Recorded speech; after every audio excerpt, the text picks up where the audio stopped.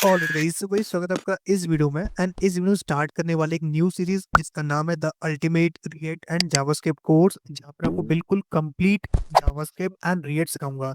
हम स्टार्ट करेंगे बिल्कुल जीरो लेवल से, जैसे कि हमें कुछ आता ही नहीं है, और खत्म करेंगे वहां पर जहाँ पे हमें बहुत कुछ आ चुका हुआ। इस सीरीज के अंदर मैं बिल्कुल फ्रेंडली, बिल्कुल इजी तरीके से आपको रिएक्ट सिखाने की कोशिश करूंगा। हम स्टार्ट करेंगे जावास्क्रिप्ट से, बिल्कुल बेसिक बेसिक कॉन्सेप्ट, एंड धीरे धीरे धीरे करके हम रिएक्ट चीज को भी बीच में इंट्रोड्यूस करेंगे। यहाँ पर हम रिएक्ट को बिल्कुल स्टार्टिंग से सीखने वाले हैं। कोई भी इसमें प्री रिक्विजिट नहीं है कि आपको कुछ आना चाहिए कि ये होगा तो आपको आएगा, नहीं, ऐसा कुछ भी नहीं है। बिल्कुल बेसिक एंड एक कॉमन सेंस वाली बात होती है, वो आपको आनी चाहिए। जैसे कि अगर आपको देखा जाए कि एरे क्या होता है, जीएस क्या होता है, एंड अंडरस्टैंडिंग। सबसे पहली बात होती है अंडरस्टैंडिंग, कि आपको ये होना चाहिए कि जो मैं आपको सिखा रहा हूँ, क्या आपको वो आ रहा है कि नहीं आ रहा है। अगर आपको नहीं आ रहा है तो आप मेरे को कमेंट करो उसी टाइम स्टैम्प पे कि भाई मेरे को ये समझ में नहीं आया, आप मेरे को दोबारा बताओ। अगर मान लो मैंने वीडियो आज पोस्ट की, अगर मुझे वो कल दिखा या फिर आज दिख गया, तो मैं अगली वीडियो में उसका मैं आपको रेस्पॉन्स दे पाऊँ, उसको दोबारा समझा पाऊँ। तो ये सबसे पहले प्रायोरिटी होती है कि अगर आपको कोई चीज नहीं आ रही है, या तो खुद अंडरस्टैंड करो या फिर आप पूछो। ठीक है। सेकंड थिंग ये है कि रिएक्ट जेस बहुत सिंपल है, इसमें कोई भी चीजें ऐसे नहीं है कि आपको बहुत ज्यादा क्रिटिकल है कि नहीं आएंगी, बहुत सिंपल। बस आपको हल्का सा थोड़ा टाइम देना पड़ेगा, चीजों को समझना पड़ेगा। अगर कोई चीज नहीं आ रही है तो उसके बारे में आपको चर्चा करनी पड़ेगी, यानी कि बात करनी पड़ेगी। तो हम इसी सीरीज को इस वीडियो से कंटिन्यू करते हैं। और यहाँ पर मैं आपको बता दूं कि 9 to 10 वीडियोस आएंगी, जिसके अंदर मैं आपको कंप्लीट रिएक्ट जेस सिखा चुका हूँ। और हो सकता है वीडियो ज्यादा भी हो जाए, वीडियो कम भी हो जाए, तो इसमें कोई आपको टेंशन नहीं लेना। आपको जितना पढ़ाया जाएगा, ये मान लो कि अगर आप इतना पढ़ते हो, तो एज अ बिगिनर अगर आप स्टार्ट करते हो तो प्रो तक आप पहुंच जाओगे। अगर आपको कोई चीज नहीं आती है तो टाइम स्टैम्प खुला हुआ है, कमेंट बॉक्स ओपन है, जितना चाहो उतना लिखो, कोई लिमिट नहीं है, क्योंकि पैसा लग रहा है पे कमेंट करने का, कुछ भी नहीं। ठीक है। तो आप पूरा पूछ सकते हो खुल के, कोई दिक्कत नहीं है, कोई इशू नहीं। अब हम बात करते हैं कि अगर हमें रिएक्ट चीज सीखना है, बिल्कुल सीखना है, तभी हम स्पोर्ट्स को देख रहे हैं, वीडियो को देख रहे हैं, अच्छी बात है। तो आपको सबसे पहले क्या क्या आना चाहिए? सबसे पहले आपको कुछ नहीं आना चाहिए, आपको इतना आना चाहिए कि कंप्यूटर कैसे ओपन करते हैं, कोई फाइल कैसे क्रिएट करते हैं, कोई फोल्डर कैसे क्रिएट करते हैं, इतना कुछ तो आपको थोड़ा बहुत आना चाहिए। ठीक है। सेकंड थिंग, अगर आपको इतना आ गया है तो आप क्या करो, अपना कंप्यूटर स्टार्ट करो और इसके अंदर टाइप करो आप नोड जीएस। क्या होता है नोड जीएस? कुछ नहीं होता, आप डाउनलोड करो पहले। ठीक है। मैंने किया डाउनलोड। आप डाउनलोड कर रहे हैं तो अभी जो लेटेस्ट वर्जन है, विच इज 24.2.0, ये वर्जन है जब मैं डाउनलोड कर रहा हूँ। ठीक है। अब इससे होगा क्या, देखो, जब भी हम रिएट सीखते हैं या फिर कोई भी नई चीज सीखते हैं, इवन अगर हम स्कूल भी जाते हैं, तो वहां पर एक माहौल होता है, माहौल मतलब पढ़ने का माहौल होता है। कि अगर मैं स्कूल जा रहा हूँ तो वहां पर बहुत सी ऐसी चीजें होंगी जो मेरे मुताबिक होंगी। जैसे घर में ऐसा होता है कि हम अपनी मम्मी पापा को बोलते हैं, भाई बहनों को कुछ ना कुछ बोलते हैं। लेकिन अगर आप स्कूल में जाते हो, कॉलेज में जाते हो, तो अब वहां पर तो आपके भाई बहन नहीं होते हैं, वहां पर तो आपके कलीग्स होते हैं, दोस्त होते हैं, फ्रेंड्स होते हैं, टीचर्स होते हैं, जो आपको सिर्फ सिखाने के लिए बैठे हुए हैं। ठीक है। सिखाने के लिए बैठा हुआ है, कोई लेने नहीं बैठा, कोई देने के लिए नहीं बैठा, कोई काम नहीं कराएगा आपसे, सिर्फ सिखाने के लिए बैठा हुआ है। ऐसे ही जब आप रिएक्ट जेएस सीख रहे हो तो आपको कुछ ना कुछ प्रीरिक्विजिट है कि आपको ये चीजें फॉलो अप करनी पड़ेंगी। कैसे? जब मैंने जेएस लिखूंगा, लाइक मैं पूरा काम करूंगा जेएस के अंदर, जावास्क्रिप्ट के अंदर।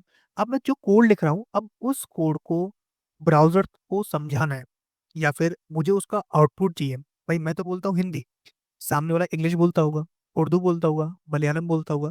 तो उसको समझाने के लिए मुझे चाहिए मीडिएटर, जो हमें समझाता है। जैसे हम जो पढ़ते हैं वो पढ़ते हैं हिंदी, किताबों में क्या होता है, किताबों में जो भाषा होती है, यानी कि जो बुक्स होती है, बुक्स के अंदर जो लैंग्वेज होती है वो अलग होती है। कहीं मैथ होगी, कहीं पर हिंदी होती है, साइंस होती है, एसएसटी होती है, हिस्ट्री होती है, तो अलग अलग क्या है, वेरिएंट्स हैं। तो ऐसे ही जब हम जीएस लिखते हैं तो वो भी एक अलग टाइप का वेरिएंट है। अब उस वेरिएंट को कंप्यूटर को समझाने के लिए, या फिर कंप्यूटर को मुझे समझाने के लिए एक मीडिएटर चाहिए, वो है नोड जीएस, जो हम इंस्टॉल कर रहे हैं। जैसे अगर मैं आपको रियल वर्ल्ड एग्जांपल दूं, जैसे क्लास में टीचर होता है, अगर हम डायरेक्ट बुक पढ़ेंगे, डायरेक्ट हम बुक को पढ़ते हैं, लाइक मान लो मैं 10th में हूँ और मैंने मैथ की बुक पढ़ी, इस सर्कल क्या होता है, टेंजेंट क्या होता है, सेकंड क्या होता है, ये मैंने पढ़ा, मुझे कुछ भी क्लियर नहीं हुआ क्योंकि मैंने फर्स्ट टाइम पढ़ा। लेकिन अगर मैं टीचर से पूछूंगा तो टीचर उसको अपने वे में बताएगा, उसको बताएगा मेरे को कि ये चीजें होती है, इसमें टेंजेंट ये होती है, आर्क ये होता है, तो वो चीजें क्लियर करेगा। ऐसे ही नोड.जेएस क्या करेगा, जब मैं कोई कोड लिखूंगा तो उस कोड को कंप्यूटर समझाने के लिए और कंप्यूटर को मुझे बताने के लिए उसके लिए ये रेस्पॉन्सिबल होता है। ठीक है, इतना क्लियर है। चलो अब आगे बढ़ते हैं। अब क्या करना है, जैसे मैंने इंस्टॉल किया है तो इस पर क्लिक करो। यहाँ से क्या है कि हम इंस्टॉल कर रहे हैं। बाय द वे मैं यूज कर रहा हूँ विंडोज, बिकॉज विंडोज ईजी होता है। अगर आप नोड यूज कर रहे हो, मैक का यूज कर रहे हो, लिनक्स यूज कर रहे हो, तो वहां पर आपको अलग अलग वेरिएंट मिल जाएंगे। आप डाउनलोड करोगे तो जैसे कि डाउनलोड किया मैंने, तो ये सिर्फ और सिर्फ विंडोज के लिए था, विच इज EXE फाइल। अगर आप मैक क्लिक करोगे तो आपको अलग मिल जाएगी। ठीक है, नेक्स्ट पे क्लिक करना है। यहाँ से आपको ये पढ़ लेना है पूरा। मैंने पढ़ लिया पूरा। इस पे क्लिक करो, I accept terms the license and agreement. Next पे क्लिक करो और ये मेरे सी ड्राइव के अंदर इंस्टॉल कर देगा। ठीक है, करने दो। नेक्स्ट पे क्लिक करना है और यहाँ पर आप इसको क्लिक कर देना। वैसे जरूरी नहीं है, लेकिन कर दोगे तो अच्छी बात है। नेक्स्ट पे क्लिक करना है और इंस्टॉल पे क्लिक करना है। तो यहाँ से क्या है, हमारा जो नोड जैसा है वो इंस्टॉल हो जाएगा। मैंने आपसे एक बात कही अभी कि मीडिएटर, ठीक है, लेकिन कोई नाम नहीं होता क्या मीडिएटर का? होता है। जैसे कि अगर हम बात करें, कुछ हिंदी वर्ड में बोलते हैं दलाल, दल्ला जिसको बोलते हैं। या फिर हम बोल सकते हैं कि एक ऐसा पर्सन जो कम्युनिकेशन करने में मदद करता है। तो वो तो है, लेकिन इसका एक्चुअल नाम क्या है, ये करता क्या है, ये यूज क्या होता है? तो ये कुछ भी नहीं है, एक एनवायरमेंट है, रन टाइम। ठीक है। मैं ऐसा क्यों बोल रहा हूँ कि रन टाइम एनवायरनमेंट है? क्या हम जीएस को बिना उसके रन नहीं कर सकते? हाँ, कर सकते हैं, लेकिन आपको अगर जीएस रन करनी है डायरेक्टली, तो आपको नीड पड़ेगी एक HTML फाइल की। अब ऐसा नहीं कि हर बार आप HTML के अंदर ही काम करोगे। जब आप सॉफ्टवेयर क्रिएट करते हो तो वहां पर HTML नहीं होता है। जैसे बैकएंड क्रिएट किया, बैकएंड पे काम किया, तो बैकएंड में HTML नहीं होता है। वहां पर आपके पास होता है डेटाबेस, वहां पर आपके पास जेसन होता है, वहां पे अलग अलग चीजें होती हैं। मतलब एक कुल मिला के बात ये है कि अगर आपको अपना बैकएंड लिखना है, या फिर आपको रिएक्ट के साथ काम करना है, या फिर हाई लेवल जीएस का काम करना है, तो आपको इस सेटअप की नीड पड़ेगी। ठीक है। अब ये काम कैसे करता है, मैं आपको एक सिंपल सा बहुत शॉर्ट एग्जांपल दिखाता हूँ कि कैसे ये आपका नोड.जेएस जो है वर्क करता है। बाय द वे आपको एंटर एंटर क्लिक करना था, वहां से इंस्टॉल हो जाएगा, सिंपल। और पावर शेल में थोड़ा सा आपको ओके करना है, अपने आप प्रोसेस करेगा और आपको एक आउटपुट जो है वो दे देगा कि भाई आपका जो नोड.जेएस है वो मैंने कंप्लीट इंस्टॉल कर दिया है। बाकी आप देख लो कि इंस्टॉल हुआ कि नहीं हुआ। अब कैसे मालूम पड़ेगा कि इंस्टॉल हुआ कि नहीं हुआ? ये सारी चीजें भाई देखनी तो पड़ेगी ना, कि अगर आप कुछ इंस्टॉल कर रहे हो तो वेरीफाई करना पड़ेगा कि ये चीज इंस्टॉल हुई या फिर नहीं हुई। अच्छा, ये कर क्या रहा है वैसे? ये कर रहा है चॉकलेट को इंस्टॉल। ये क्या होता है चॉकलेट? चॉकलेट मतलब एक पैकेज होता है जो काम करता है बेसिकली, जब भी हमें कोई चीज इंस्टॉल करनी हो तो उसके लिए काम कर रहा है विंडोज के अंदर। तो जो मैंने क्लिक किया था ना, वो इसी के लिए किया था कि जो भी टूल्स आपको लग रहे हैं जो होने चाहिए मेरे कंप्यूटर में, वो आप इंस्टॉल कर दो। ठीक है, तो इंस्टॉल कर रहा है। अच्छा, मैंने बोला कि आपको कि कोई कोड लिखा, जैसे मैंने लिखा कंसोल डॉट लॉग। अच्छा, ये कोड क्या है बताऊंगा अभी इसके बारे में। ये कोड लिखा मैंने, मान लो इसमें मैंने लिख दिया कृष्णा। ये मेरा नाम है कृष्णा, बाय द वे, कोई दिक्कत नहीं। ठीक है, नाम तो मेरा अच्छा है। सो ये मैंने नाम लिख दिया। अब ये जो नाम है ना, ये मैंने अपनी लैंग्वेज लिखा कि कंसोल करो, क्या करना है, कंसोल करना है कृष्णा को। ठीक है। अब मैं क्या करूंगा, इस पूरे कोड को, इस नोड.जेएस नामक एक आदमी है जो बैठा हुआ है मेरी खुराक में कि भाई ये कृष्णा आएगा, ये अपना कोड जो है वो सर्व करेगा। तो हम लिखेंगे नोड.जेएस। अब जो मैंने कोड लिखा है वो कोड इस नोड.जेएस के पास जाएगा। ठीक है। अब मान लो यहाँ पर कोई इंजन बैठा हुआ है, या फिर कोई मान लो कोई सर्वर बैठा हुआ है। मान लो सर्वर बैठा हुआ है। सर्वर क्या होता है? एक ऐसा बोल सकते हो एक ऐसी जगह जहाँ पर हम डेटा को स्टोर कर रहे हैं, प्रोसेस कर रहे हैं, वो जैसे एक ह्यूमन का माइंड होता है ना, कुछ उस तरीके से एक सर्वर रखा हुआ है जो इस काम को कर रहा है। अब यहाँ से क्या हुआ है, जैसे ये कोड लिखा हमने, तो ये कोड पहले जाएगा नोड.जेएस पे। नोड.जेएस क्या करेगा, इस डेटा को सर्वर तक पहुंचाएगा। अब सर्वर जब कोई काम कर रहा है, कोई उसने इनपुट निकाला, एरर दिया, तो उसको नोड.जेएस तक लेके आएगा। और नोड.जेएस एज अ आउटपुट हमें दे देगा कि भाई ये तुम्हारा आंसर। तो यहाँ पर क्या करता है, ये जो नोड.जेएस है एज अ मीडिएटर काम करता है, एज अ दलाल काम करता है, मतलब कि बीच का काम करता है। इसका फायदा क्या होता है? फायदा ये होता है कि भाई आप जीएस को डायरेक्टली यूज कर सकते हो। अच्छा, जेएस को ही क्यों कर रहे हैं? कोई और लैंग्वेज नहीं है? हाँ, बहुत सारी है, पाइथन है, जावा है, C# है, बहुत सारी लैंग्वेज है। लेकिन जब हम जेएस पढ़ते हैं तो हम सोचते हैं कि यार ऐसा कोई टूल होता जिसमें हम सिर्फ जेएस लिखते हैं, क्योंकि जेएस हमें एक टाइम तक आ जाती है अच्छी तरीके से। बाकी और लैंग्वेज नहीं आती है, लेकिन जेएस आ जाती है। ठीक है। तो उससे क्या होता है, जब हम जेएस पढ़ते हैं तो वहां पे ऐसा लगता है यार यही चलना चाहिए आगे तक। तो वही को सोचते हुए, उस चीज को सोचते हुए नोड.जेएस क्रिएट कर दिया। नोड.जेएस क्रिएट किया, उससे आसानी हो गई लोगों की और सीखना बहुत ही ईज़ी हो गया। तो आई होप आपका क्लियर हो गया कि नोड.जेएस कैसे वर्क कर रहा है, ये सारी चीज़ें। यहाँ पर इंस्टॉल हो गया है, मैं इसको क्लोज़ कर रहा हूँ बिकॉज़ मेरे में इंस्टॉल था ऑलरेडी, बस मैं आपको दिखाया कि कैसे इसको इंस्टॉल करना था। सबसे पहले आपने सीखा कि नोड.जेएस कैसे इंस्टॉल करते हैं। तो मैंने बताया आपको कि आपको विजिट करना है इस वेबसाइट पे व्हिच इज़ nodejs.org पे। आपको सिंपल इस पे क्लिक करना है। जो EXE इंस्टॉल हुआ उस पे क्लिक करना है, वो इंस्टॉल हो जाएगा। सिंपल आपको सीएमडी ओपन करना है कुछ इस तरीके से, विंडो प्लस आर प्रेस करो, सीएमडी ओपन हो जाएगा। सीएमडी टाइप करना पड़ेगा तब ओपन होगा, ठीक है। इसके बाद आपको एक चीज टाइप करनी है which is node hyphen. Hyphen को हिंदी में बोलते हैं योजक चिन्ह, योजक चिन्ह। वैसे कोई पूछता नहीं है लेकिन समझ लो, नोड हाइफन बी, एंटर। तो यहाँ से क्या है कि आपका नोड जेएस का एक वर्जन है विच इज 22.16.0, ये इंस्टॉल हो जाएगा। बेसिकली यहाँ पे दिया था कि आप जो इंस्टॉल करो वो ये इंस्टॉल करो विच इज LTS। LTS क्या होता है? Long time support.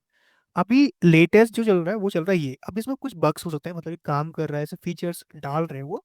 तो अभी इसको इंस्टॉल मत करो, अगर आपको करना है तो अब इस पर क्लिक करो, ये इंस्टॉल कर देगा, लेकिन हमें चाहिए नहीं। हमें वो चाहिए जो भी स्टेबल है, जिसमें हम काम कर सकते हैं। तो हमने वही इंस्टॉल किया है विच इज 22.16.0 वाला, ठीक है। जब हम नोड जैसे इंस्टॉल करते हैं ना, तो इसके साथ एक चीज फ्री मिलती है। मतलब बोल सकते हो कि इसका बेटा या फिर इसका कुछ भी बोल सकते हो जो मेल जेंडर में आता है विच इज एनपीएम। एनपीएम क्या होता है? एनपीएम का फुल फॉर्म होता है नोड पैकेज मैनेजर। अभी काम क्या करता है? देखो, हर चीज ना हम खुद नहीं कर सकते। मैंने बोला कि यार मुझे ना दुनिया का सारा काम करना है, तो मैं नहीं कर सकता। मुझे चाहिए एक टीम, एक ऐसा सिस्टम चाहिए जहां पर लोग हो। तो जब हम नोड जेएस को क्रिएट कर रहे थे, मैं नहीं, जो डेवलपर थे वो कर रहे थे इस चीज को।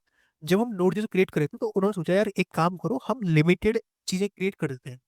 अगर आपको लग रहा है कि आपको चीजें आ गई हैं या फिर आपने चीजें सीख ली हैं और आप चाहते हो कि चीजों की मदद से जो मैंने क्रिएट किया है उनकी मदद से आप कुछ क्रिएट कर सकते हो, तो आप खुद के पैकेज क्रिएट करो। उन पैकेजेस को संभालने का काम करता है एनपीएम नाम का एक website which is this NPM GS.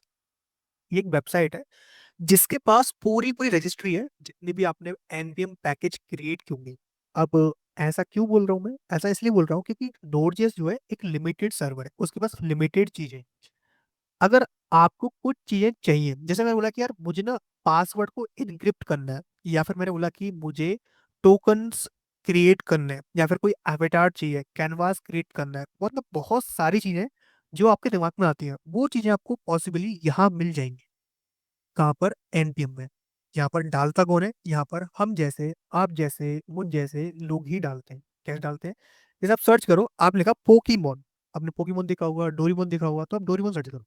अब डोरीमोन नाम से कुछ ना कुछ पैकेज होंगे यहाँ पर। क्लिक करोगे, ड्रॉ डोरीमोन कंसोल, एक पैकेज है, इस पर क्लिक किया मैंने और सर्च पे क्लिक कर दिया। जैसे आप सर्च करोगे तो बहुत से ऐसे डेवलपर हैं जिन्होंने बनाया हुआ है, जैसे किसने ये बनाया हुआ है, इस पर क्लिक करते हैं तो यहाँ पर क्या है, GLJS नाम की एक लाइब्रेरी है, इसका यूज करके इन्होंने ये बनाया। किस किस ने बनाया? तो ये सारे डेवलपर्स हैं जिन्होंने इसको डेवलप किया है, ठीक है। क्या ये अभी पढ़ना जरूरी है? बिल्कुल नहीं। आपको बस इतना बता रहा हूँ कि जब आपको नीड होगी, आपके दिमाग में ऐसा कुछ आएगा कि भाई मुझे ये चीज इम्प्लीमेंट करनी है, तो उस इम्प्लीमेंट का आंसर आपको यहाँ मिलेगा एनपीएम में। चलो, आप इसको चेक कर लो, क्या ये आ गया? क्या चेक करोगे? npm हाइफन वी कर लो, अंदर इसका कुछ रिजल्ट मिल जाए 10.9.2 विच इज गेस। अच्छा, जब हम npm इंस्टॉल करते हैं, ये तो होता है मेल। एक इसकी बहन होती है, बहन बोल सकते हो, या फिर एक फीमेल टाइप का वर्जन बोल सकते हो विच इज npx, जिसका नाम होता है नोड पैकेज एग्जीक्यूट। जब हम npm का यूज करते हैं तो इसकी वजह से या तो हम चीजों को क्रिएट करते हैं, या चीजों को इंस्टॉल करते हैं, या फिर अनइंस्टॉल करते हैं। अगर उनको रन करना है, उनको चलाना है, तो उसके लिए चाहिए female partner which is npx। npx क्या होता है? नोड पैकेज एग्जीक्यूट, जो काम करता है या करती है कैसे कि पैकेज को एग्जीक्यूट करने का। आप इसको चेक कर लो, क्या ये आ गई कि नहीं आई? तो ये भी आ गई है विच इज 10.9.2। दोनों ही सगे हैं, दोनों ही भाई बहन हैं, ट्विंस हैं मान लो, एक ही साथ पैदा हुए थे और काम कर रहे हैं आज तक। तो यहाँ पर हमारा नोड.जेएस इंस्टॉल हो गया। अच्छा, मैंने ये इंस्टॉल क्यों किया? क्योंकि हम जेएस पढ़ रहे हैं, तो जेएस तो भाई एचटीएमएल के अंदर होता है। हाँ यार, अभी तक यही पढ़ाया गया है स्कूल में, कॉलेज में नहीं। ये आपकी गलत फहमी है। जब हम HTML के साथ काम करते हैं मतलब हम काम कर रहे हैं स्टैटिक। स्टैटिक मतलब कि जो हमने लिख दिया उस पे हम काम करते हैं। जब हम जीएस लगाते हैं उस पे तो वो क्या होता है कि उसको पूरा पूरा जो पेज है वो एक रियल डोम में कन्वर्ट कर। रियल डोम मतलब कि आप रियल वर्ल्ड में काम करते हो, ठीक है। लेकिन जो जीएस हम पढ़ते आए आज तक वो सिर्फ सीमित है ब्राउजर तक। ब्राउजर मतलब कि आपने जो लिखा कोड उसको आपने लिख दिया, ब्राउजर में रन कर दिया। लेकिन आप चाहते हो कि उस जीएस को और एक्सटेंड किया जाए, उसके अंदर फाइल सिस्टम लाया जाए, उसके अंदर क्लासेस, ऑब्जेक्ट्स एंड बहुत सारी चीजें, इंटरफेस इनका यूज किया जाए। तो आपको इस नोड की जरूरत पड़ने ही वाली है, ठीक है। तभी मैंने इसको इंस्टॉल कर लिया। तो यहाँ पर हम सीख गए कि नोड.js इंस्टॉल कैसे करना है। जब भी आपको नोड इंस्टॉल करना होगा तो हम कुछ ऐसे कर सकते हैं। अब आते हैं कि भाई नोड.js तो इंस्टॉल हो गया, लेकिन जीएस जो है हम लिखें कहाँ पर। तो एक काम करो, एक फोल्डर ओपन करो कुछ ऐसा, ठीक है। और इसके अंदर एक डॉक फाइल क्रिएट करो। मैंने क्रिएट कर ली यहाँ पर टेक्स्ट डॉक्यूमेंट।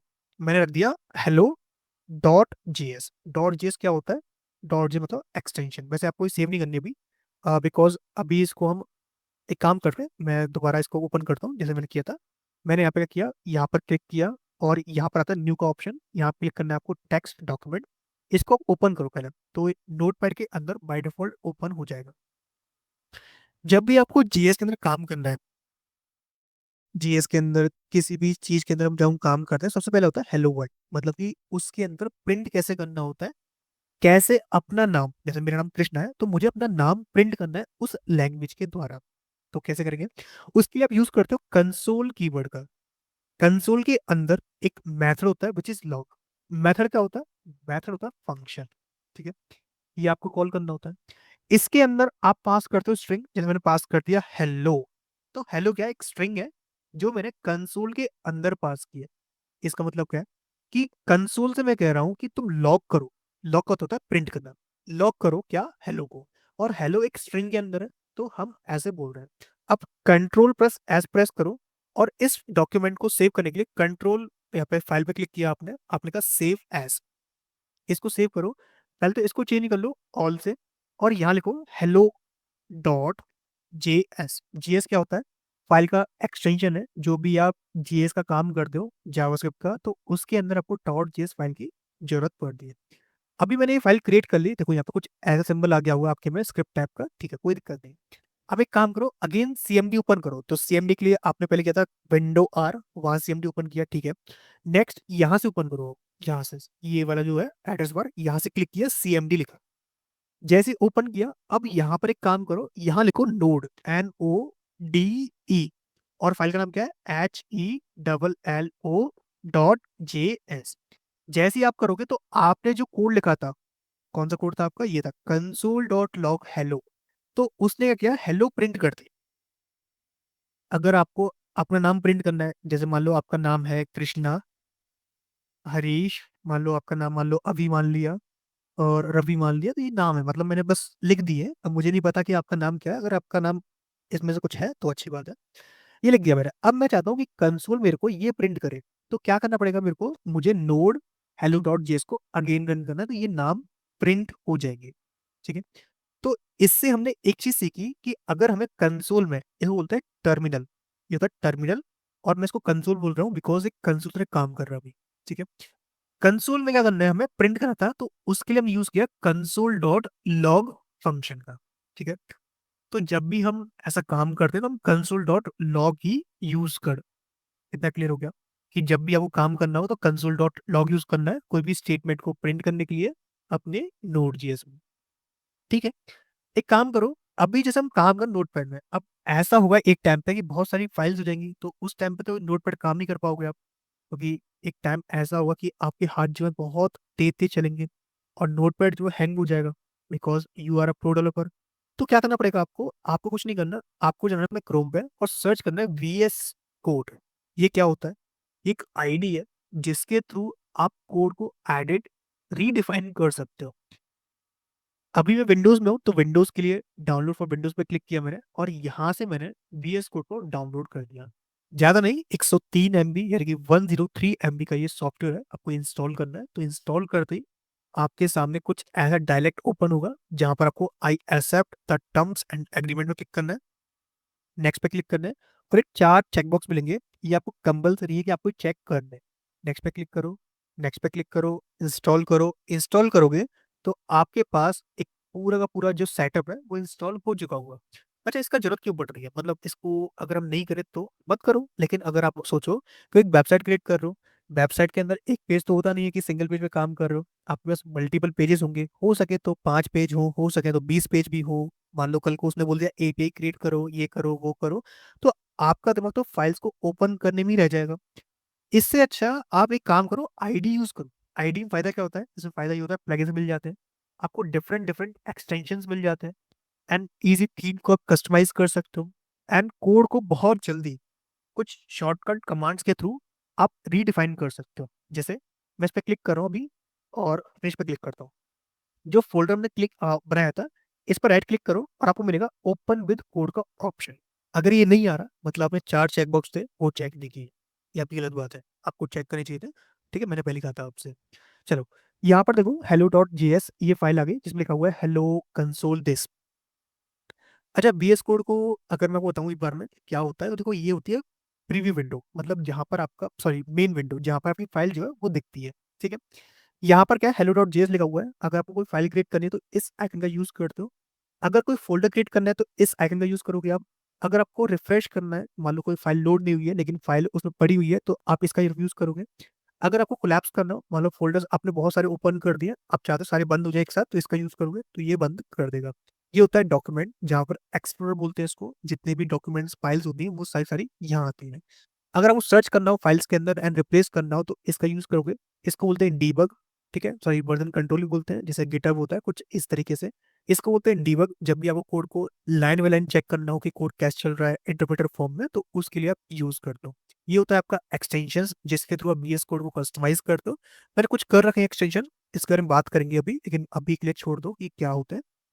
फिर आते हैं आपके पास कुछ बेसिक बेसिक एक्सटेंशन जो आपने इंस्टॉल किए होंगे, ये मैंने इंस्टॉल किए हुए अपने पास से, तो इनको आप छोड़ सकते हो, कोई दिक्कत नहीं। मेन आपके पास ये दिख रहा होगा जो भी आपने फाइल क्रिएट की थी हेलो डॉट जेएस, कुछ इस तरीके से। अगर आपको इसको रन करना है यहाँ पर बीएस कोड में, तो आपको मिलेगा 3 डॉट पे क्लिक करना है, टर्मिनल नाम का, इसमें मिलेगा न्यू टर्मिनल। ठीक है, इसको क्लिक करना होता है, तो यहाँ से आपका एक टर्मिनल जो है वो क्रिएट हो जाएगा हूबहू जैसे आपने वहां क्रिएट किया था। आपको लिखना है फाइल का नाम which is node hello dot JS. Node लगाना जरूरी है क्योंकि हम नोड को बता रहे हैं कि इस कोड को कंपाइल करो और जो भी आउटपुट आए उसको हमें दो, तो ये काम कर रहा है ये ऐसे। ठीक है, तो यहाँ पर एक चीज क्लियर हो गई कि नोड जेएस को इंस्टॉल कैसे करना है। ठीक है, सेकंड थिंग कि अगर हमें कोई भी कंसोल में स्टेटमेंट प्रिंट करना हो तो कैसे कर सकते हो। स्टेटमेंट प्रिंट करना अपने आप में बहुत बड़ी बात होती है, तो ये मैं सोचना कि आप ये मतलब ये बहुत सिंपल है नहीं भाई, बहुत से ऐसे लोग हैं जिनको स्टेटमेंट प्रिंट करना नहीं आता है, चलो कम से कम आपको आ तो गया। ठीक है, थर्ड वन कि वीएस कोड में कैसे काम करते हैं, फाइल्स कैसे क्रिएट होती हैं, फोल्डर्स कैसे क्रिएट होते हैं, कुछ इस। ठीक है, अच्छा एक छोटा सा मैं आपको एक बताता हूँ कि हम कर क्या रहे हैं, मतलब हम स्टार्ट कहाँ से करेंगे। तो हम स्टार्ट कर रहे हैं कि हमने सीखा कि कंसोल प्रिंट कैसे होता है, कंसोल डॉट लॉग कैसे काम करता है। अब हम चल रहे हैं नेक्स्ट टॉपिक पे जिसका नाम है वेरिएबल्स। वेरिएबल्स क्या होते हैं, तो एक काम करता हूँ, मैं एक फाइल क्रिएट कर रहा हूँ वेरिएबल नाम की, वेरिएबल डॉट जेएस। जेएस लगाना जरूरी है विच इज जावास्क्रिप्ट, ये आपको लगाना पड़ेगा। इसके अंदर आप कोई भी चीज लिखो, जैसे मैं लिखा स्ट्रिंग में कृष्णा, मैं आपसे बोल रहा हूँ कि इस स्ट्रिंग के कृष्णा को आपको क्या करना है, प्रिंट करना है, तो आप क्या करोगे, आप बोलोगे कंसोल डॉट लॉग कृष्णा। ठीक है, अब क्या है कि अगर मैं रन करता हूँ नोड वेरिएबल डॉट जीएस, तो ये फाइल रन होगी कृष्णा में। मैं आपसे बोल रहा हूँ कि 18 प्रिंट करो, तो आप सिंपल 18 प्रिंट कर दिए तो 18 मिल जाएगा। मैं आपको बोल रहा हूँ कि इस 18 को कहीं पे स्टोर करो जिसका रेफरेंस लेके आप इसको यूज कर सकते हो। तो आपने बोला कि एक काम करते हैं यार, एक एक्स नाम का वेरिएबल क्रिएट करते हैं जिसमें हम 18 डालते हैं और एक्स को प्रिंट कर देते हैं। जब आप ये काम करते हो तो यहाँ पर क्या है, आपका 18 प्रिंट हो जाता है। ठीक है, बाय डिफॉल्ट ये वैर कीवर्ड के साथ काम करता है। वैर क्या होता है, एक वेरिएबल कीवर्ड होता है, 3 कीवर्ड होते हैं वैर, लेट और कॉन्स्ट। डिफॉल्ट में वैर काम करता है जो कि अच्छा नहीं होता। क्या करना चाहिए उसके लिए, उसके लिए आपको लेट कीवर्ड यूज होना चाहिए which is let keyword X equals to 18। क्या कुछ अंतर पड़ेगा, बिल्कुल भी नहीं, अंतर क्यों पड़ेगा, कुछ नहीं पड़ेगा अंतर तो। हाँ, लेकिन अगर मान लो आपने कुछ सेम ऐसे किया होता और इसको ब्लॉक के अंदर डिफाइन कर दिया होता ऐसे, ब्लॉक x इक्वल्स टू 18 और आउटसाइड ऑफ अ बाउंड्री आप प्रिंट कर रहे हो, तो यहाँ पर आपको 18 मिलता। लेकिन अगर यहीं पे आप लेट कीवर्ड लगा दो तो क्या होता, तो ये प्रिंट नहीं करता, एक एरर शो करता, रेफरेंस एरर, कि भाई आपका जो एक्स है वो डिफाइन नहीं है। आप बोलोगे यार इसकी जरूरत क्यों है, जब वो प्रिंट कर ही रहा है तो प्रिंट करने दो। नहीं, मैं आपको एक चीज समझाता हूँ कि जब आप कोई कोड लिखते हो, मेरा मान लो कि आपके घर में कोई बात चल रही है, कोई भी मान लो आपकी पिटाई हो रही है, जब आपकी पिटाई होती है तो आप खुद नहीं चाहोगे मेरी पिटाई के बाद मेरी बगल वाली सहेली के पास पहुंचे, ठीक है। तो उसने बोला जब मेरा कोई काम अंदर का ही है तो मैं अंदर काम करूँ ना, बाहर से तुझे क्या मतलब। तो वही लेट कीवर्ड बोल रहा है कि भैया अंदर की बात अंदर तक रहने दो, बाहर मत पहुंचाओ। तो ये काम किया है लेट कीवर्ड। लेट कीवर्ड की एक दिक्कत है, दिक्कत ये है कि हम लेट कीवर्ड को चेंज नहीं कर सकते। अगर मैं x इक्वल्स टू 28 कर दूं बाद में और प्रिंट करूं अंदर ब्लॉक के, जिस x को यहाँ प्रिंट कर दिया, इस x को बिफोर प्रिंट कर दिया, तो यहाँ पर क्या है, इसको हम चेंज कर सकते। पहले इसकी वैल्यू 18 थी, इस पॉइंट पे आया 23 हो गई और उसने प्रिंट कर दिया। ऐसा क्या करें कि वैल्यू चेंज ना हो, तो उसके लिए हम यूज करते हैं कॉन्स्ट कीवर्ड। कॉन्स्ट क्या होता है, कॉन्स्ट। यहाँ से क्या है कि जब आप यूज करते हो इसका, तो यहाँ पर ये बोलता है स्ट्रिक्टली कि भाई जो मैंने तुम स्टोर कर, वो एक कांस्टेंट टाइप की है। कांस्टेंट क्या होता है, जिसको आप नेवर अगेन चेंज कर पाओगे, ठीक है। तो मैंने कॉन्स्ट बोल दिया, और इसका भी स्कोप जो होता है वो ब्लॉक स्कोप होता है, यानी कि ब्लॉक के अंदर ही काम करता है, चार दीवारी के अंदर रह के घुसफुस फुसफुस करते रहते हैं, ये बाहर नहीं निकलते हैं। तो ये काम होता है लेट का और कॉन्स्ट का। वहीं आप वैल लगा दोगे तो वैल का काम ये होता है कि बाहर भी अंदर भी हर जगह। ऐसा मान लो कि रिश्तेदार है, यहाँ पर ही करेगा, तुम्हारी करेगा, वहां पर ही करेगा, वहां पर ही करेगा, तो रिश्तेदार वाली फीलिंग आती है उसको देखकर। यहाँ पर ये अपने भाई वाली फीलिंग आती है, भाई है मेरा, मेरी बात नहीं बताएगा, ऐसी वाली करें, ठीक है। तो ये समझ में आएगा कि लेट, वेर और कॉन्स्ट कैसे यूज करना है। वेर आपको यूज नहीं करना है, आपको यूज करना है लेट और कॉन्स्ट, ठीक है। तो वेरिएबल्स जो है कुछ ऐसे हम डिफाइन करते हैं। अब वेरिएबल्स हम किसने तरीके के डिफाइन कर सकते हैं। मान लो ये तो स्ट्रिंग था, नंबर था, डिफाइन कर दिया। जैसे मैंने बोला कि एक नेम है, और नेम क्या था, स्ट्रिंग में होता है, तो आपने बोला लेट नेम और स्ट्रिंग में कृष्णा, ठीक है।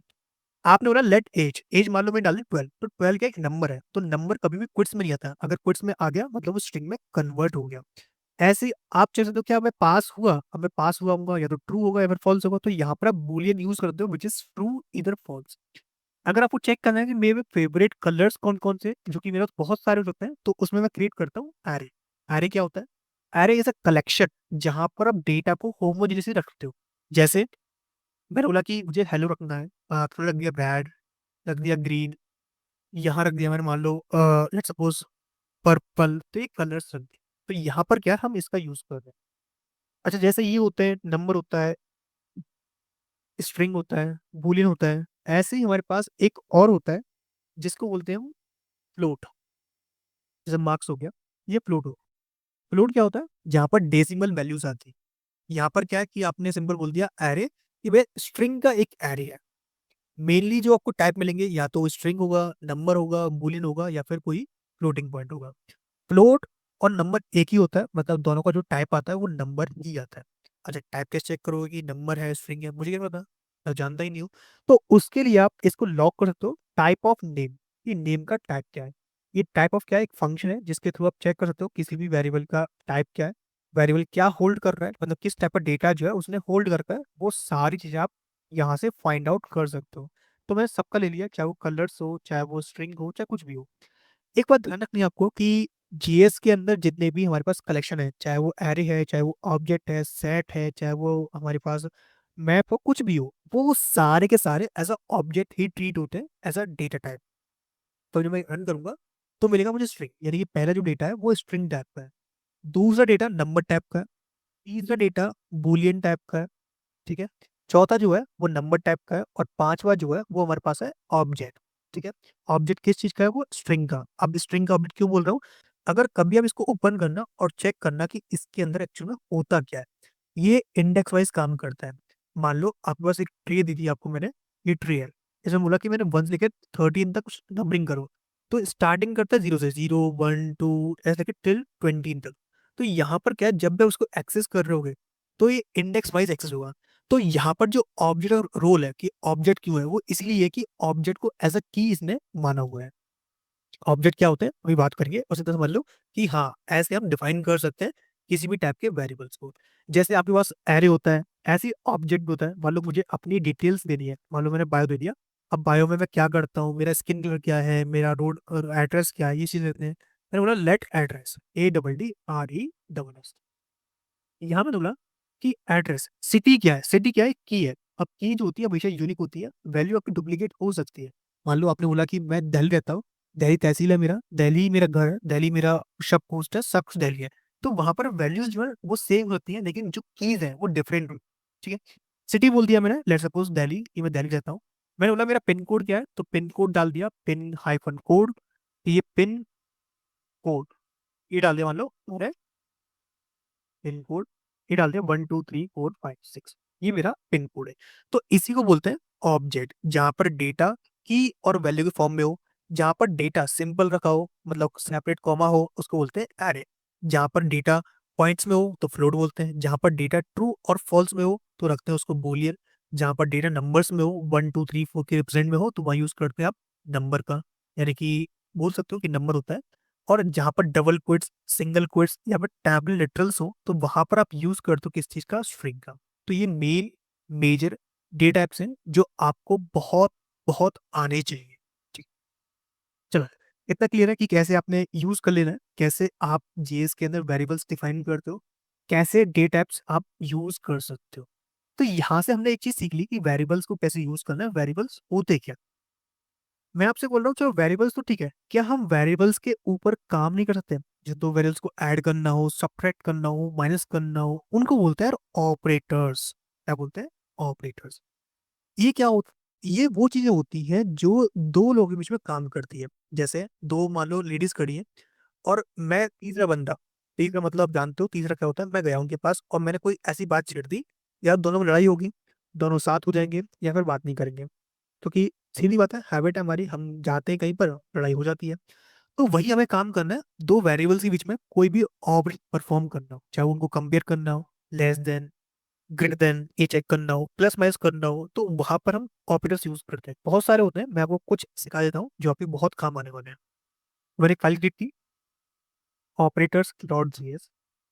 यहाँ पर एक काम करता हूँ, सबसे पहले मैं आपको बहुत बेसिक वर्ड सिखा देता हूँ, विच इज अरिथमेटिक ऑपरेटर, जो आपने फर्स्ट सेकंड थर्ड में सीख ली थी, फर्स्ट सेकंड थर्ड क्लास में।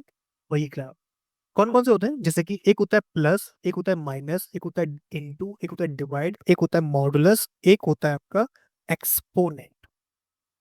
क्या होते हैं ये, क्या कह दिया है उन्होंने, अरे नहीं। जैसे एक वेरिएबल है ए नाम का, जिसकी वैल्यू 10, लेट बी, इसकी वैल्यू क्या है 20। ठीक है, मैंने बोला यार एक काम कर, कंसोल डॉट लॉग कर क्या, ए प्लस बी।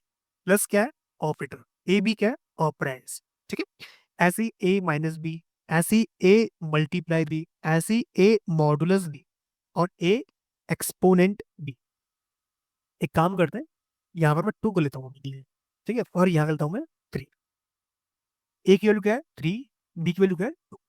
मैंने बोला जब मैं ए प्लस बी कर रहा हूँ, यानी कि 3 + 2 कर रहा हूँ, तो क्या मिलेगा हमने, मैंने बोला 3 और 2 कितने होते हैं, 5 होते हैं। कैसे मालूम पड़ा 3 और 2 5 होते हैं, तो फर्स्ट क्लास में सिखाया था कि 3 डंडे खींचो, ऐसे 3 ही हो गए, 2 और खींच दो तो कितने हो गए, 1 2 3 4 5, तो ये 5 डंडे हैं। तो आपने बोला कि मुझे इसका रिजल्ट मिलेगा 5। मैंने बोला 3 - 2, 3 - 2 कितना होता है, ये होता है 1। कैसे मालूम पड़ा, ये भी चेक कर लो। ये वेरीफाई करने के लिए आपको नर्सरी वाली किताब पढ़नी पड़ेगी, जो मैंने पढ़ा है वो भी। उसमें क्या होता है कि उसमें हम कुछ ऐसा स्ट्रेट लाइन क्रिएट करते हैं। ठीक है, आपने बोला कि 3 लाइन ले ली, उसमें 2 गायब कर दिया, तो एक लाइन गायब कर दी, एक लाइन गायब कर दी, कितनी लाइन बची, एक। तो यहाँ पर आपका आंसर कितना हो गया, एक हो। ठीक है, आपने बोला कि 3 × 2 ये कितने होते हैं, तो 3 × 2 जो होते हैं वो होते हैं आपके 6। अच्छा, ये कैसे मालूम पड़ा, देख रहे हो, मतलब बता भी रहा हूँ आपको, शॉर्ट ट्रिक आपको याद होनी चाहिए, शॉर्ट ट्रिक कैसे याद करते हैं। ठीक है, तो क्या करना है आपको, आपको 3 लाइन ऐसे खींचनी है। ठीक है, 3 लाइन हो गई, मल्टीप्लाई करना है 2 से, तो 2 लाइन ऐसे खींचो। अब जो जो पॉइंट्स आपको मिल रहे हैं, एक पॉइंट यहाँ मिल रहा है, एक पॉइंट यहाँ मिल रहा है, एक पॉइंट यहाँ पे, 2 4 6, तो ये पॉइंट्स आपको गए। तो 6 पॉइंट जो है इंटरसेक्ट हो रहे हैं, तो आपको इसका आंसर मिलेगा 6। क्या मिलेगा, 6। ऐसी ए डिवाइड बी, कि 3 को आपने भाग किया 2 से।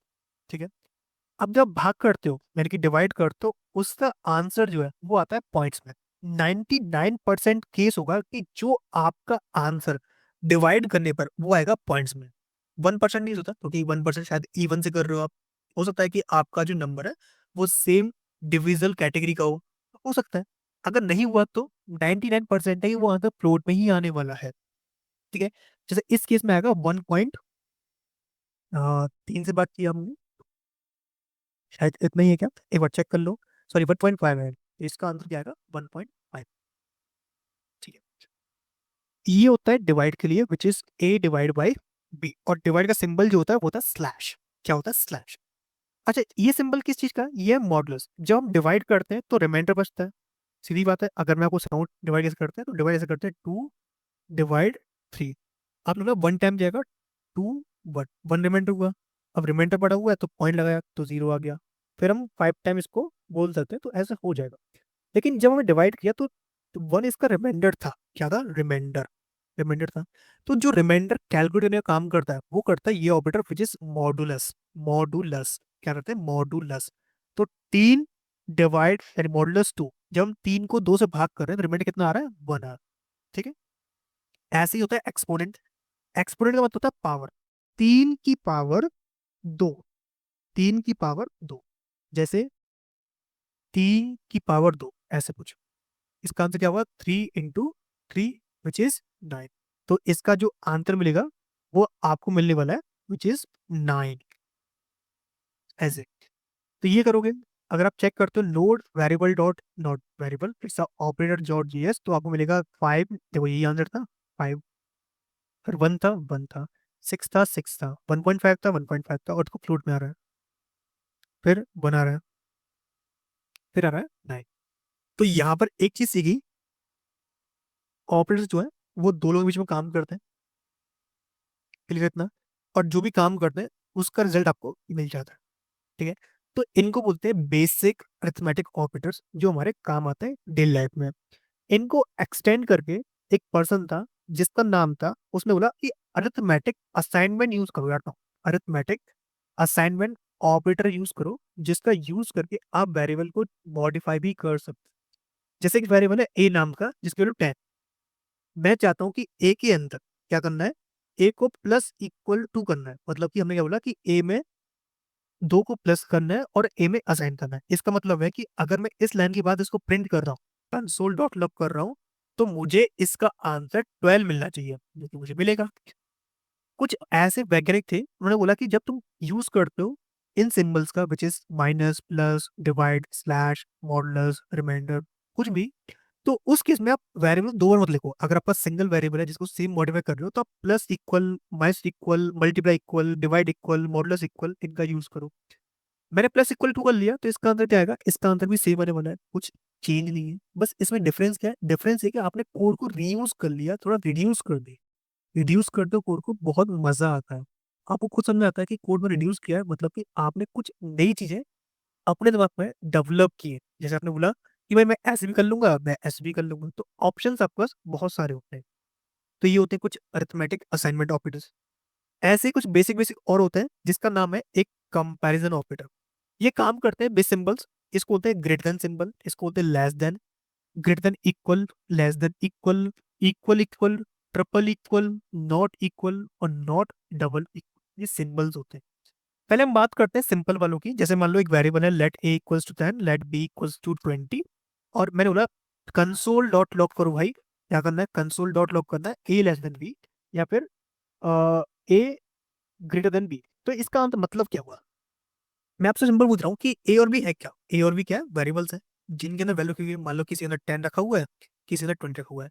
मैं पूछ रहा हूँ क्या क्या 10 छोटा है 20 से, क्या 10 छोटा है 20 से। ऐसे मान लो कोई दो लड़के खड़े हैं, एक की उम्र जो है 10 साल है, एक की उम्र 20 साल है। मैं पूछ रहा हूँ छोटा वाला कौन सा है। आप बोलोगे जिसकी उम्र कम है, उम्र किसी कम है 10 साल वाले की, तो वो क्या छोटा है, जो कि ट्रू है।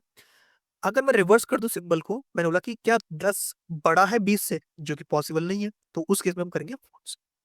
तो जहां पर ट्रू और फॉल्स के बेस पर या फिर कंपैरिजन के बेस पर आपको कोई भी ऑपरेशन परफॉर्म करना हो, तो आप यूज करते हो कंपैरिजन ऑपरेटर का। ये थे बेसिक। इनके एक चाचा भी है, मतलब एडवांस चाचा है, वो ये बोलता है कि एक काम कर, अगर मान ले कि छोटा नहीं है बड़ा नहीं है, शायद बराबर आ जाए, तो उसके लिए लेस देन इक्वल और ग्रेटर देन इक्वल ये सिंबल्स उन्होंने इंट्रोड्यूस किए। ठीक है, इनको यूज कैसे करना होता है? इनको यूज कैसे करना होता है कि अगर मान लो, अगर ए बी से छोटा नहीं है, शायद बराबर हो, शायद यानी कि और आ रहा है, कोई भी एक हो सकता है, या तो ये हो या तो ये। मैंने बोला कि यार मेरे घर के सामने एक बंदा रहता है, अगर वो आए तो ये काम हो जाए, नहीं आए तो ये काम हो जाए। तो मतलब मेरे पास 20-20% है, हो सकता है, लेकिन ये है कि कोई भी एक ट्रू हो जाए तो मैं उस काम को करने के लिए तैयार हूँ। ठीक है, ऐसे ही लेस देन इक्वल, ऐसे ही ग्रेटर देन इक्वल, तो इनका हम यूज करते हैं। अभी इस केस में फॉल्स रहेंगे, अगर मान लो दोनों वैल्यू सेम कर दूं मैं, मान लो ग्रेटर देन नहीं है लेस देन नहीं है लेकिन बराबर तो है, तो प्रॉब्लम करेगा। हाँ, एक चीज आपको नोट करनी है कि अगर कहीं पर लिखा हो कि 10 लेस देन 10, 10 ग्रेटर देन 10, तो ये दोनों ही केस में फॉल्स है। क्यों फॉल्स है? क्योंकि कोई भी नंबर अपने आप से बड़ा नहीं होता, ना ही कोई छोटा होता है।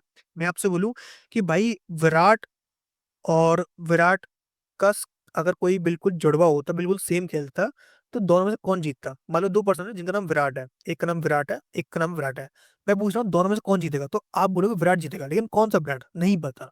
तो ऐसे ही जब आपको लग रहा है कि 10 और 10 सेम वेरिएबल्स है, आपको लेस देन और ग्रेटर देन यूज कर रहे हो, तो वहां पर फॉल्स आएगा। लेकिन हाँ, अगर आप इक्वल तो यूज कर लेते, मतलब less than equal, greater than equal, तो उस केस में ट्रू दे दे, क्योंकि कोई भी एक कंडीशन ट्रू चाहिए, इधर ट्रू होनी चाहिए इधर फॉल्स होनी चाहिए।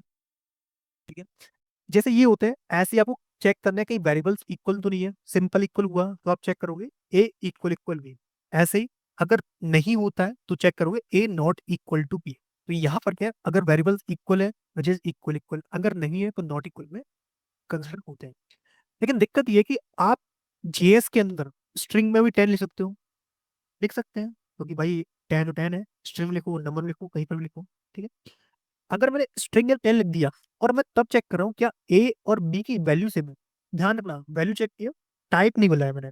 मैंने ये नहीं कहा कि दोनों नंबर होनी चाहिए, दोनों ऑब्जेक्ट होनी चाहिए, दोनों स्ट्रिंग होनी चाहिए, कुछ भी नहीं कहा। मैंने बोला कि दोनों की वैल्यू सेम है, तो वैल्यू दोनों की सेम है, उसकी भी 10 है और इसकी भी 10। तो इस केस में बोल रहा है ट्रू, और नॉट वाला बोल रहा है फॉल्स, तो भाई वैल्यू तो सेम। लेकिन अगर आप चेक कर चाहते हो विद डेटा टाइप, कि आप चाहते हो बिल्कुल वो नंबर की होना चाहिए, कोई और टाइप का ना हो, तो उसके लिए आप यूज करते हो ट्रिपल इक्वल टू का, और same not double equal to का। यहां से क्या है कि आप स्ट्रिक्टली चेक कर रहे हो कि ये चीजें होनी चाहिए। ठीक है, तो उस केस में यूज करता है किसका, इक्वल। मैं बोला क्या ए और बी बराबर है विद टाइप, तो नहीं है। क्या ए और बी बराबर नहीं है विद टाइप? बिल्कुल सही बात है, तो मैंने ट्रू बता दिया। तो ये होता है कंपैरिजन, जिनका हम यूज करते हैं डे लाइफ में, कि कभी किसी को कंपेयर करना हो, उस केस में इसका ज्यादा यूज होता है। तो ये कुछ बेसिक ऑपरेटर्स हैं जो हमें आने चाहिए थे। जैसे इनका यूज कहाँ होता है कंपैरिजन का? तो इनका यूज होता है एक टाइप के ऑपरेटर में जिसको बोलते हैं लॉजिकल ऑपरेटर्स, जहां पर बेसिक बेसिक ऑपरेटर है। एक होता है एंड, एक होता है और एक होता है नॉट। एंड को जो रिप्रेजेंट करते हैं वो करते हैं हम डबल एंड से, और को करते हैं डबल पाइप सिंबल से, और नॉट को करते हैं नॉट सिंबल से, नॉट मतलब एक्सक्लेमेशन मार्क से। तो यहां से इनको रिप्रेजेंट करते हैं। जो एंड है ना, ये इतना खड़ूस आदमी है, बहुत बदतमीज आदमी है। ये ऐसा बोलता है कि भाई सुन, अगर तुम मेरे लिए सारे काम करोगे, तुम मेरे लिए सारे काम करोगे, तो मैं तुम्हारे लिए काम करूंगा।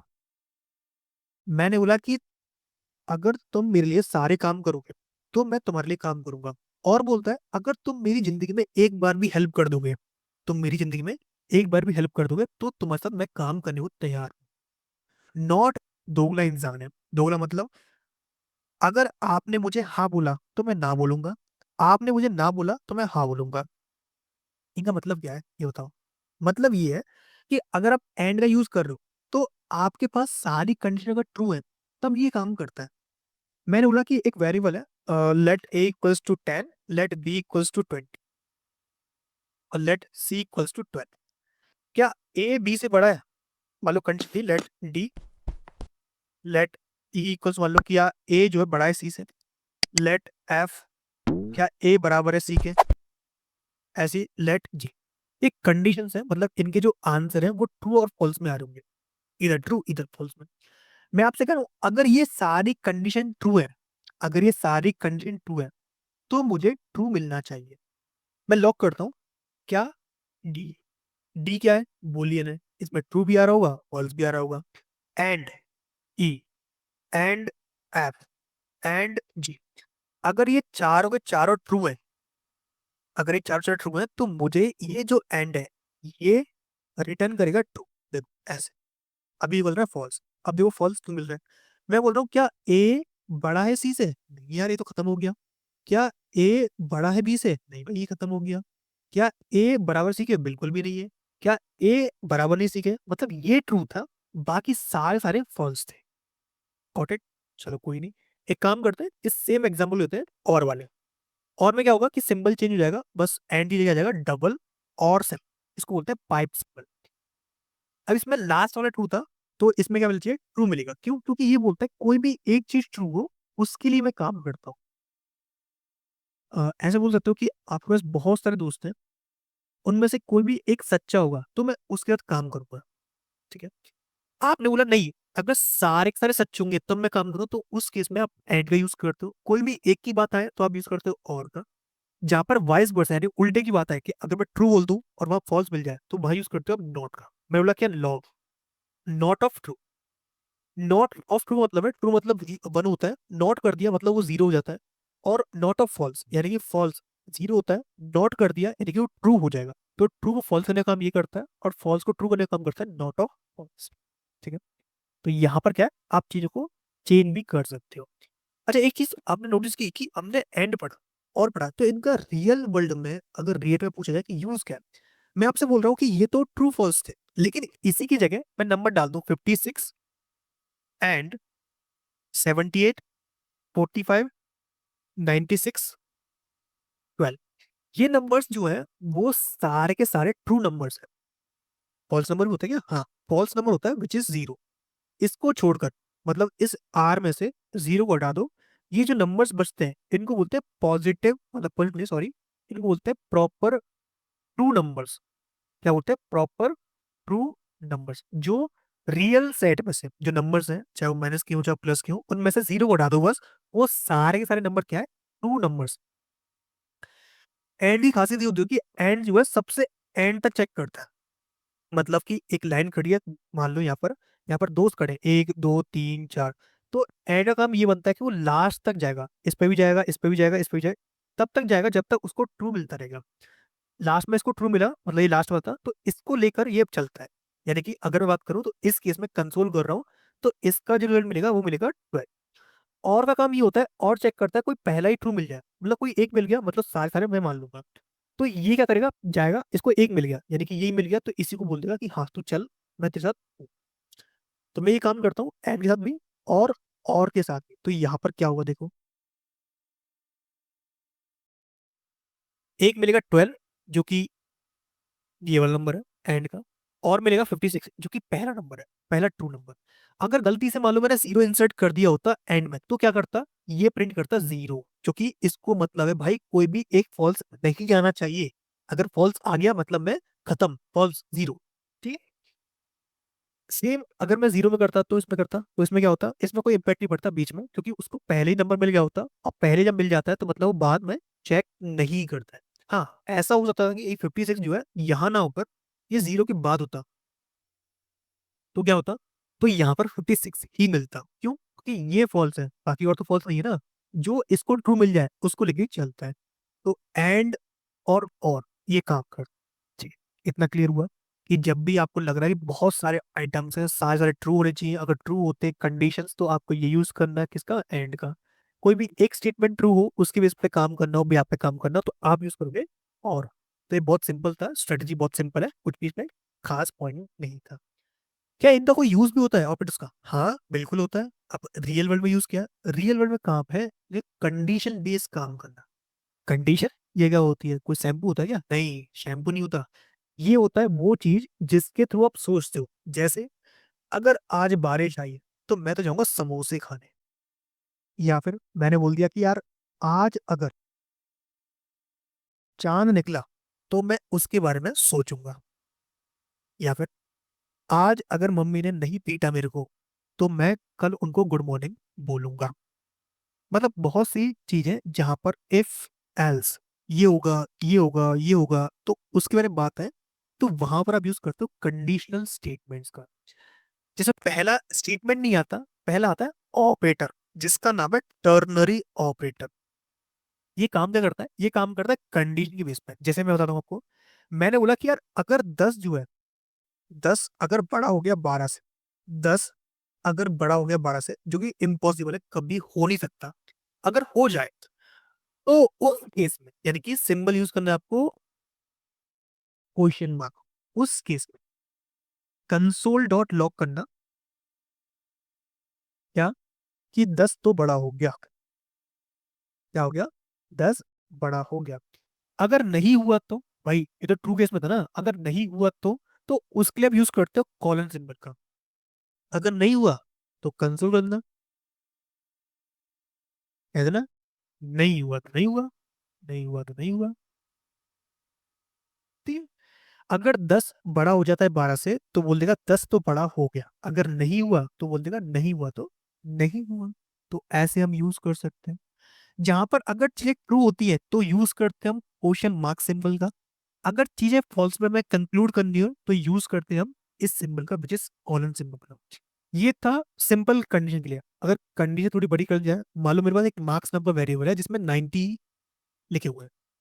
मैं बोल रहा हूँ कि अगर मेरे मार्क्स 90 से ऊपर है तो मुझे ए ग्रेड देनी चाहिए। मैंने बोला कि मार्क्स अगर बड़े हैं 90 से, बड़े मतलब ग्रेटर देन है 90 से, तो मुझे कंसोल में स्टेटमेंट चाहिए ए।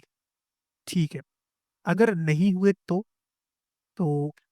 शायद ऐसा हो 75 से ऊपर मिल जाए, तो चेक कर लो। अगर नहीं है तो चेक करो दोबारा, कहीं 75 से ऊपर हो।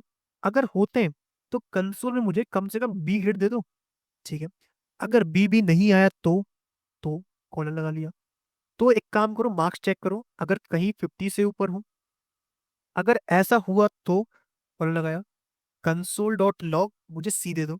अगर मान लो मार्क्स तुम्हारे 90 से ऊपर भी नहीं है, 75 से ऊपर भी नहीं है, 50 से ऊपर नहीं है, तो मतलब तुम फेल हो। तो यहाँ पर लास्ट एक स्टेटमेंट विच इज कॉलन लिखा आपने कंसोल डॉट लॉग ऐप, यानी कि फेल। तो यहाँ पर आपने फेल कर दिया। अब मार्क्स जो है 90 से ऊपर नहीं है लेकिन 90 के बराबर तो है, तो इस केस में ये तो काम नहीं करेगा। क्या काम करेगा? ये काम करेगा कि मार्क्स जो है 75 से ऊपर है, 90 से ऊपर नहीं है, तो इस केस में यहाँ मिलेगा आपको बी ग्रेड। हाँ, अगर आपके मार्क्स 91 होते तो उस केस में आपको ए ग्रेड मिल जाता। तो जब भी आपको हाई लेवल कोड लिखना हो तो आप ऐसे लिख सकते हो। लेकिन टर्नरी की एक लिमिट है।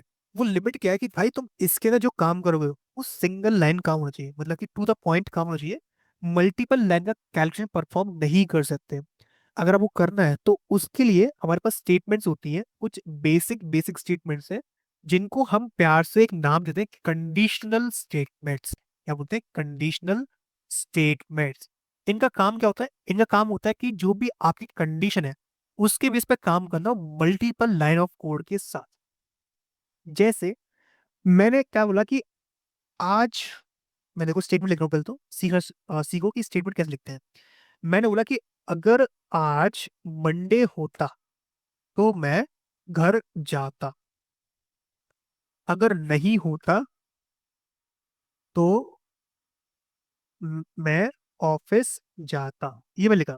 अगर आज मंडे होता मैं ऑफिस घर जाता, अगर नहीं होता तो मैं ऑफिस जाता। तो पहले तो डे निकालना पड़ेगा। तो डे के लिए या तो हम कोई लाइब्रेरी यूज करें या फिर कोई वैल्यू ले लें डे नाम का।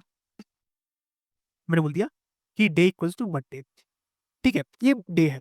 अगर मैं बोला इफ डे की वैल्यू बराबर होती मंडे के, तो मैं जाता घर। तो मैं कंसोल डॉट लॉग करता कि मैं तो घर जाऊंगा, मैं तो घर जाऊंगा।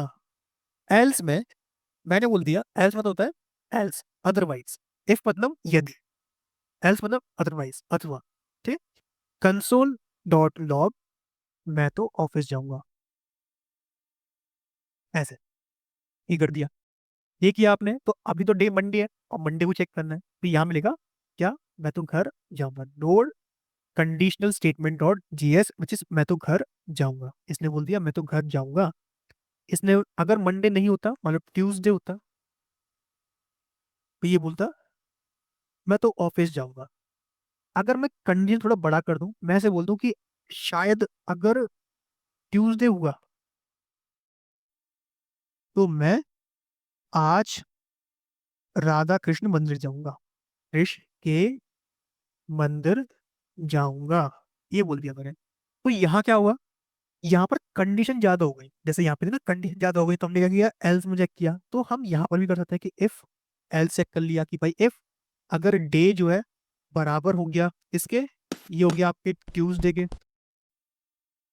ट्यूसडे के। तो आपने बोला कि कंसोल डॉट लॉग, मैं तो मंदिर जाऊंगा, ठीक है। एल्स में फिर आपने बोल दिया कि मैं तो ऑफिस जाऊंगा, तो ये सेम काम करेगा। मतलब हमने क्या किया, उस हिसाब से काम कर लिया कि मैं तो मंदिर जाऊंगा। अगर ये ट्रू हुआ तो इसमें आएगा, अदरवाइज इसमें आएगा। अगर मान लो हमें कुछ और चेक करना हो तो फिर हम इसमें चेक करते हैं। लेकिन यहाँ पर क्या होता है, कोड ज्यादा हो जाता। इसकी जगह हम क्या करते हैं, एक नई स्टेटमेंट होती है जिसको बोलते हैं इफ एल्स इफ स्टेटमेंट।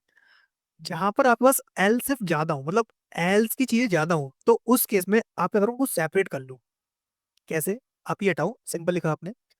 आप इफ और एल्स के बीच में एक ब्लॉक लगाओ, एल्स नाम का, क्योंकि एल्स देखो एक ही हो सकता है, अथवा जो है वो एक ही होता है। एल्स इफ कर लो, अथवा यदि, अथवा यदि, यदि आज ट्यूसडे होगा मैं मंदिर जाऊंगा।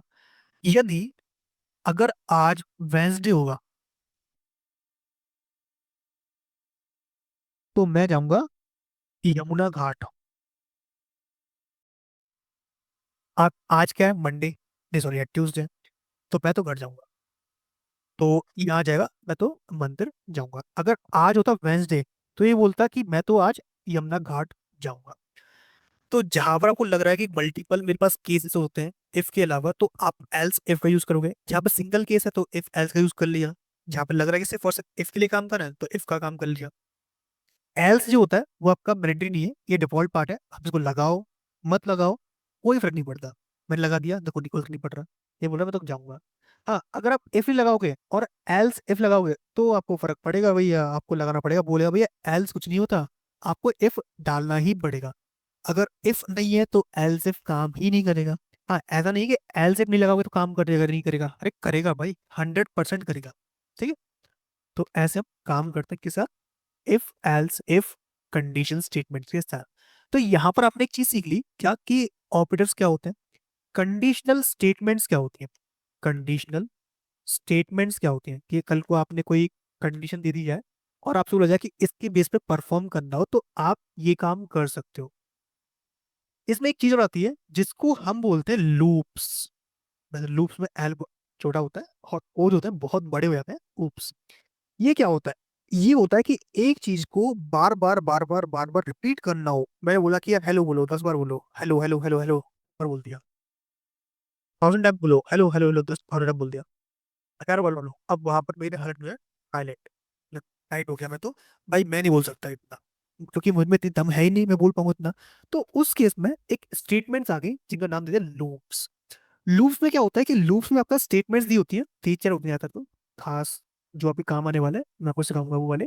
जो मैं सिखाने वाला हूँ ये आपकी बहुत रेयर काम आएंगे रिएक्ट जेएस में, ठीक है। लेकिन आप सीख लो एक बार।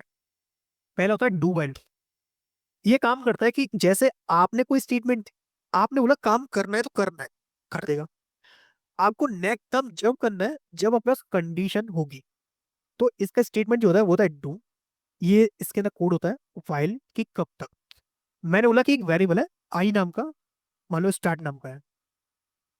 और प्रॉब्लम ये है कि आपके पास एक लाइन दी है, ये आपका कोच है, मान लो मेंटोर है जो आपको सिखा रहा है। जैसे इस केस में मैं हूँ तो ये मेंटोर है, ठीक है, शक्ल मेरी अच्छी है इससे तो। और ये मान लो आप हो जो 1 पे खड़े हो, ये 100 है। अगर आपको स्टेप कर करके 1 2 3 4 5 6 7 8 100 तक आना है, तो आपको एक मेंटोर चाहिए जो आपको पकड़ के, आप में कमी निकाल कर या फिर आपको डरा धमका के कैसे भी करके 1 से 100 तक लेके आए। तो उसके लिए मैंने क्या किया, इनिशियल डिफाइन कर दिया कि आप अभी 1 पे खड़े हो। अब जो मेंटोर है वो कोई इंसान नहीं है, वो एक वाइल्ड कंडीशन है कि अगर मेंटोर ने चाहा तो आप आगे तक आओगे। कैसे, मैंने बोला सिंपल सा कि एक काम कर, वाइल्ड तब तक चलाओ जब तक स्टार्ट जो है, स्टार्ट छोटा हो या फिर बराबर हो 100 के। या तो छोटा हो या फिर बराबर हो 100 के। छोटा क्यों बोल रहा हूँ, क्योंकि 1 जो है छोटा रहेगा, 100 के। ठीक है, यहाँ पर हम कंसोल डॉट लॉक कर सकते हैं, कंसोल डॉट लॉक कर सकते हैं किसको, स्टार्ट। और स्टार्ट चलेगा, देखो ऐसा होगा कि यहाँ पर मैं एक लाइन थी, या 1 था या 100 था, अभी 1 चला तो 1 इसने प्रिंट कर दिया, 1 प्रिंट हो गया, फिर दोबारा चलेगा 1 प्रिंट हो गया, दोबारा चलेगा 1 प्रिंट हो गया, मतलब इनफाइनेटली ये चलता रहेगा, ये रुकेगा नहीं कभी।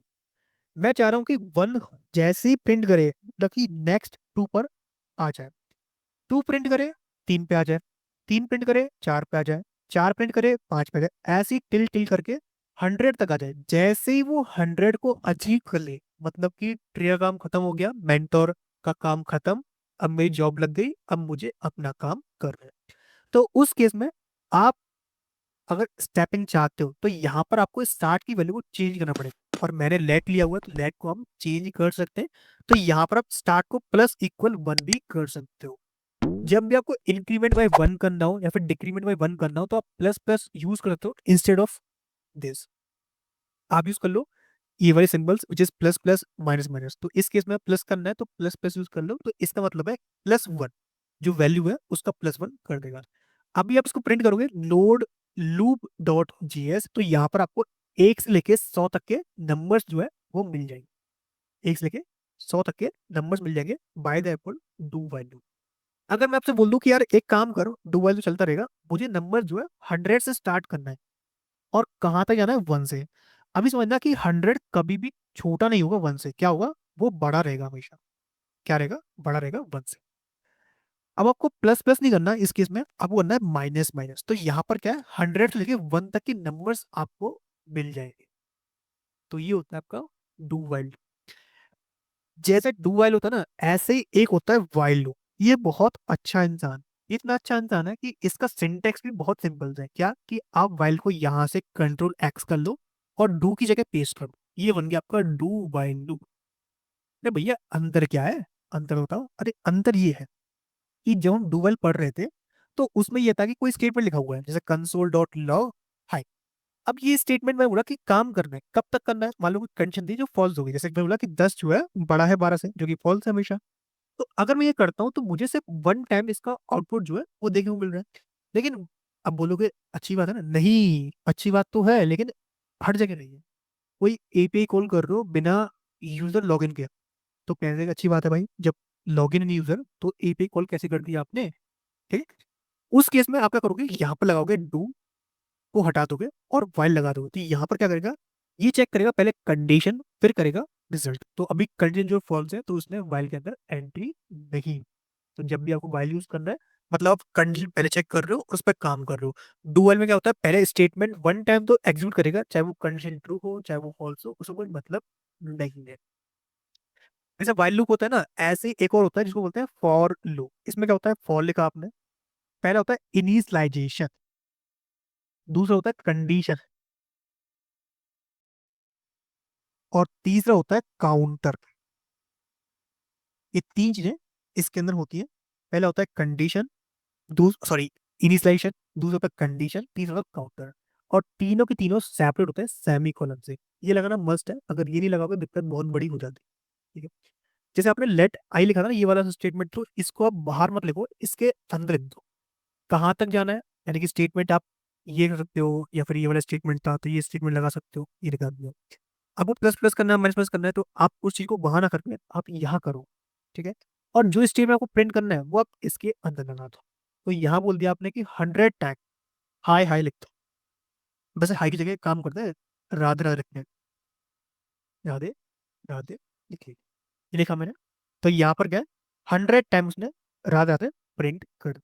तो यहाँ पर ये लूप्स क्या काम कर रहे हैं, लूप्स आपके काम कर रहे हैं कि भैया स्टेटमेंट को बार बार एग्जीक्यूट करना हो एक सेट ऑफ इंस्ट्रक्शंस के थ्रू, तो आप उसका यूज करते।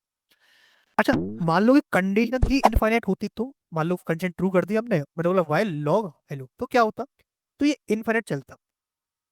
अच्छा, इसका ड्रॉबैक क्या है, अगर इनफाइनाइट चल रहा है, ड्रॉबैक ये है कि एक टाइम पे सिस्टम जो हैंग हो जाएगा, हो सके तो फूक भी जाए। अब ऐसा बोलते थे, वो कभी फूका तो है नहीं मेरे आगे, तो फूक भी गया होगा तो पता नहीं, मैंने देखा नहीं कभी। देखूंगा बताऊंगा जरूर आपको। लेकिन अभी क्या है इस केस में, कि अभी इस केस में इनफाइनाइट चला गया। अगर आपको एक टाइम के बाद इसको रोकना हो, जैसे मान लो एक वेरिएबल है लेट आई नाम का, जिसको आपने 0 डिफाइन किया, आपने आई को प्लस प्लस कर दिया, आप चाह रहे हो कि जैसे आई की वैल्यू 5 हो तो लूप टर्मिनेट हो जाए, ब्रेक हो जाए, तो उसके लिए आप यूज करते हो ब्रेक स्टेटमेंट का। कैसे? जब भी आई की वैल्यू 5 के बराबर हो तो उसको ब्रेक कर दो, तो ब्रेक। तो यहाँ पर क्या है, जैसी आई की वैल्यू 5 होगी उस टाइम पे ब्रेक कर देगा। ठीक है। अगर आपको स्किप करना हो, आपने बोला कि जैसे ही, अच्छा जब मैं यहाँ प्रिंट करता हूँ, मान लो मैं आई प्रिंट कर दिया, तो यहाँ पर क्या होगा, 1 से लेके 4 तक नंबर प्रिंट कर दिया।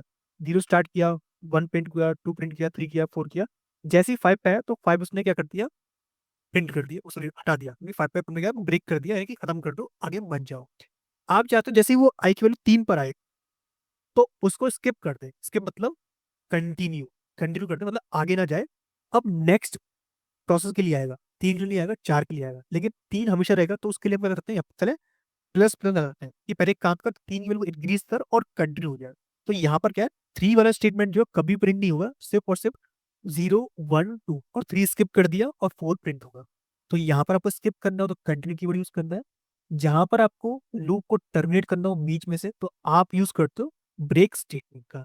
तो यहाँ पर आपके लूप्स भी क्लियर हो गए कि लूप्स कैसे यूज होते हैं। अभी खुश मत हो, लूप्स इतने नहीं होते, लूप्स बहुत सारे होते हैं। ठीक है, खुशी की जरूरत नहीं है। अगर खुशी मना रहे हो तो अभी रुक जाओ, सेट ऑफ बाकी है, अभी तो पीरियड चल रहा है। ठीक है, तो यहाँ पर लूप्स आपके क्लियर हुए कि लूप्स कैसे यूज करते हैं। तो मेन चीज आपकी क्लियर हो गई, बहुत अच्छी बात है। अब एक काम करते हैं, अब नेक्स्ट वीडियो में पहले मैं वो कुछ क्वेश्चंस कराऊंगा, इनके बेस पर कुछ प्रॉब्लम सॉल्विंग कराऊंगा, उसके बाद हम आगे चीजों पर एक्सप्लोर करेंगे, चीजें कैसे काम करते हैं, वो सारी चीजें। बाय द वे, अगर आपको वीडियो अच्छा लगा तो प्लीज वीडियो को लाइक करना। और दूसरी बात कि अगर आपको कोई भी डाउट है तो टाइम स्टैम्प उठाओ, जो टाइम स्टैम्प का आपको लगा कि यार ये डाउट था, मुझे दोबारा समझा दो, या फिर मैंने कुछ गलत बता दिया, तो उसको लिखो, बताओ मेरे को, जिससे मुझे भी कुछ सीखने का मौका मिले। सो आई होप गाइस आपको ये वीडियो अच्छा लगा हो तो प्लीज वीडियो को लाइक करना, दोस्तों शेयर करना। एंड अभी के लिए guys, thank you so much guys for this video, I will see you next time.